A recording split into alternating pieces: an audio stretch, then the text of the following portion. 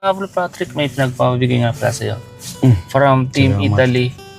Oh, thank you po. Nagpapabigay siya ng allowance mo. Maraming salamat po sa patuloy na pagsuporta at dahil malaking tulong po to sa akin para continuous yung pag-aaral ko, pagpasok ko.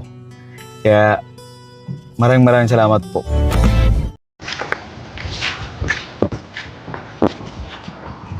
Patrick! Saan ka na? Saan ka? Saan punta mo? Punta sa'yo. Sakto may bibigay ko sa'yo. Pero ito sa sakyan. Yep. Galing nga, Patrick. Church po. Sa church. Papunta rin ako dun. Pasok ka muna. Hinintay kita eh. Kasi may bibigay ko sa'yo. Kumusta ka na pala? Okay naman po. Congrats nga pala. Halos lahat nakuha mo. Popularity lang pang hindi ko nakuha eh. Ay, grabe. Oh, ba't di mo nakuha yun? Ano po? Dapat yun ang unang mo makukuha. Hindi po, kasi yun sa popularity, perahan siya. Though mas mataas yung pera kong nakuha, pero wala na ako sa tamang oras. Ah, na-late ka? Opo, na-late. Hindi Sayang. mo kasi sila nagsabi ng tamang oras. Fraud sa lahat ng mga kamag-anak mo. Fraud sa lahat lang mga kaibigan mo I kasi... think so, sana. Naku, bakit sana?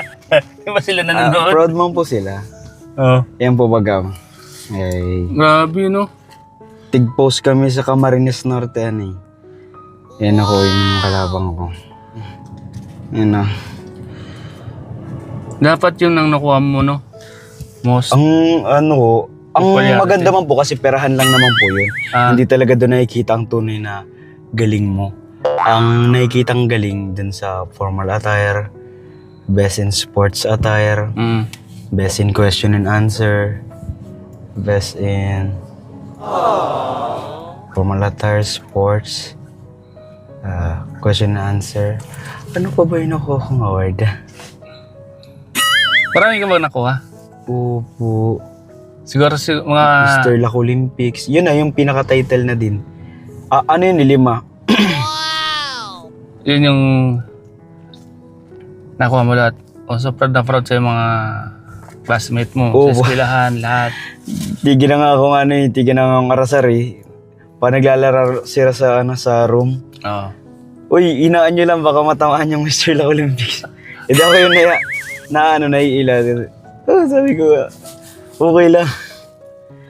Nangaarasar sila Ikaw ang panlaban ng school nyo? Sa Kamsur na po ako sunod na malaban. Sa Kamsur na? Oo, buong La Consolacion ng nursing ang dala ko. Yan po, tig-post po ako ng College of Nursing Best in production number pala, best in production number, best in sports attire, best in formal attire, best in question and answer, tapos Mr. Lac Olympics na. Magaling ka naman kasi. Lalo sa question and answer, ano? Di rin po, kinabahan nga po ako doon. Ito po yung video, yung ako, yung masagot ako.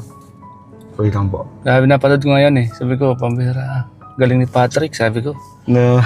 Di, kumaga yung lahat ng mga paghihirap mo, sulit din, di ba? Kasi halos, sabi mo nga, isa lang yung hindi mo nakuha. Pero, Siguro kung maagap ka, nakuha mo rin yun, ano? opo. Pero siyempre, may man po yan. May reason man niya kung ba't di ko nakuha. Oo. Para mapunta sa iba, ano? Opo. Sa kanila naman. Mm. Kasi makukuha mo lahat Ano naman yung mga... Dito nga daw po sila naangasan sa... Yung pong pag-formal attire ko kasi, Oo. ang ginawa ko kasi, talo po kasi talaga ako sa mga suot. As in, kasi yung budget namin is for makeup lang talaga. Oo. So ang ginawang ko siya ng plot twist. Talagang pinasok ko agad yung corruption doon. Oo. Opo, tingnan niyo po dito sa video.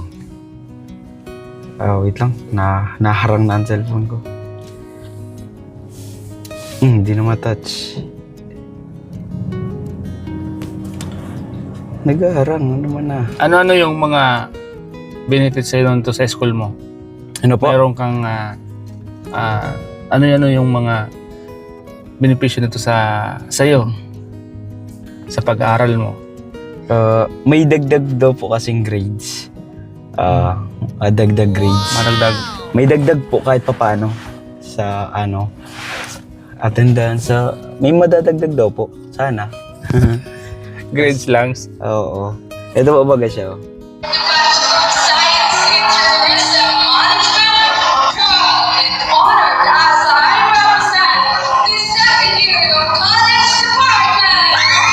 Partner ko yan. Oo. Ito naman ako. Kaya nga. Wait lang, lakasan ko nga. Ang hirap na ito.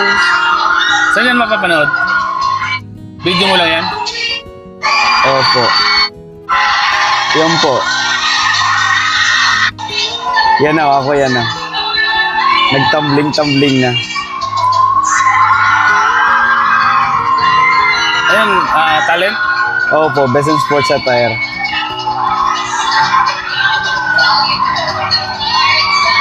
Saan yan ginanap? Sa taas po ng La Consolacion. Oo.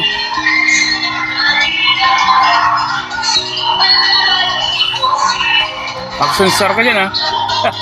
Nagulat nga po sila, grabe yung ano ko, rolling. Ang smooth daw ng rolling po.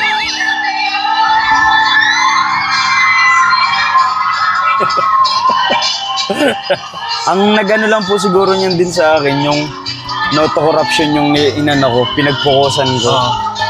Nagano po ako, nag-base po ako sa ano, sa current issue ngayon. Ang tanong po sa akin na yun, Hindi yung based dun sa nangyayari ngayon. Ano, saan yun? Paano mo yun? anti-corruption po. So ang ginawa ko po, on the spot po ako nag-lettering ng ano, nagbili pa ako ng pintura tapos telang puti.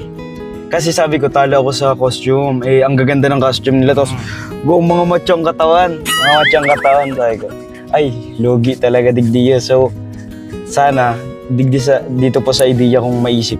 Ganun parang isip ko. Dito sa idea kong maisip is, manalo ako sa ganitong ano, sa sports. Oo. So, ang ginawa ko, nag-lettering ako, no to corruption. No to corruption, gano'n, akong ano. Tapos, tig-set up ko na siya agad sa bulsa ko. Tapos, nung paglitang kong pangalawang rolling, nilabas ko na siya. Grabe nga, palakpak nila, sister. Kasi naipasa kasi po, baga parang pride po yun ng school na Oo. nasa pitong utos baga na huwag magnanakaw, na to corruption. Tapos yan, naipasa. Natawa po ako. Guess natuwa po ako kasi na-appreciate nila or na-emphasize yung no to corruption. Kasi yun po yung ano ngayon nangyayari sa bansa. Oo. Kaya, Yun yung isa sa mga opo. nagiging topic ngayon. Kaya, masaya sila kasi nabigyan mo ng Opo. buhay sa talent mo. Nag-ano po ako, ginawa ko po yun kasi para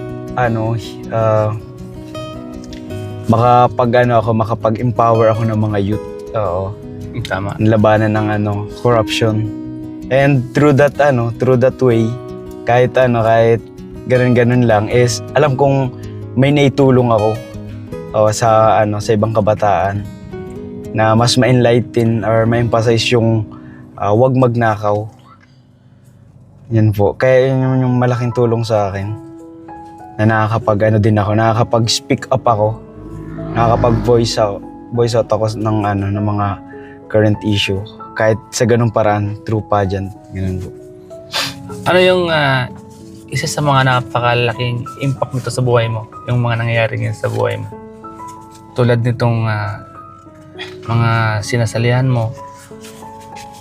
Ano po kasi kuya, bukod po sa nag-enjoy ako, mas nag-grow ako sa pagsasalita. Yung confidence ko, mas nag-enhance, mas nade-develop siya.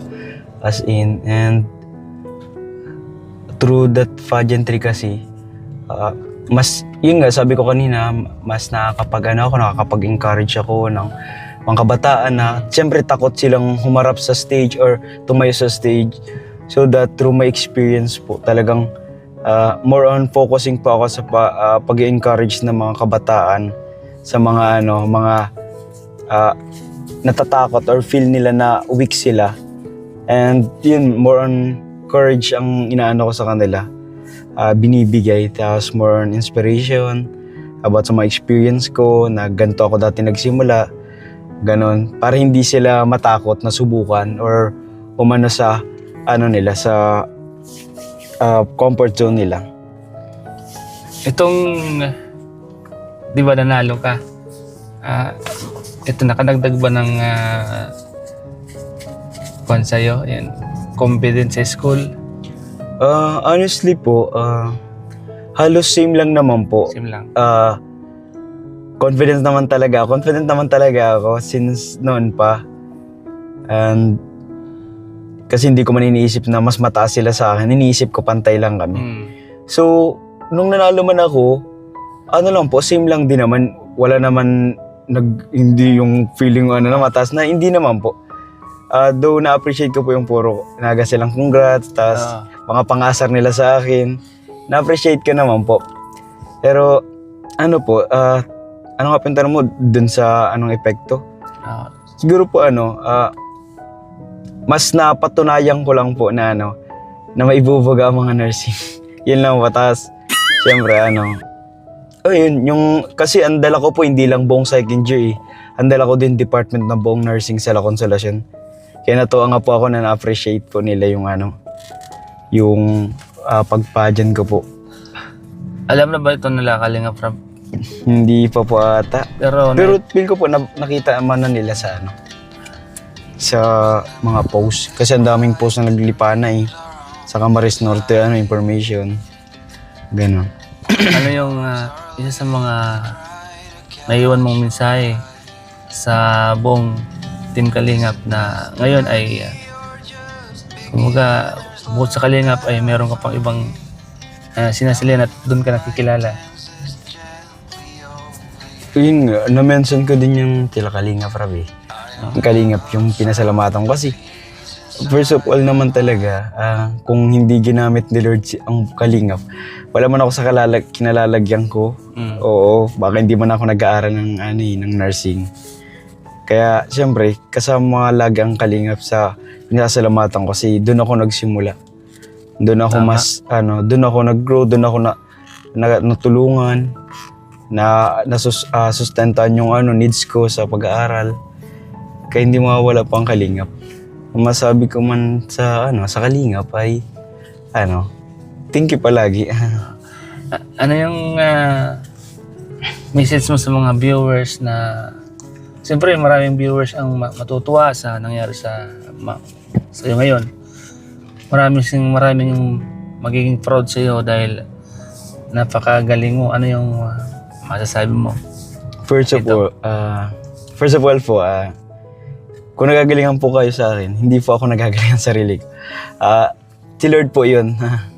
Si Lord po, kasi kinakaraban na po ako that time nung pagpajan ko talagang sabi ko, Lord, matapos lang to Lord. Kasi hindi naman ako nag-expect ng kahit anong award.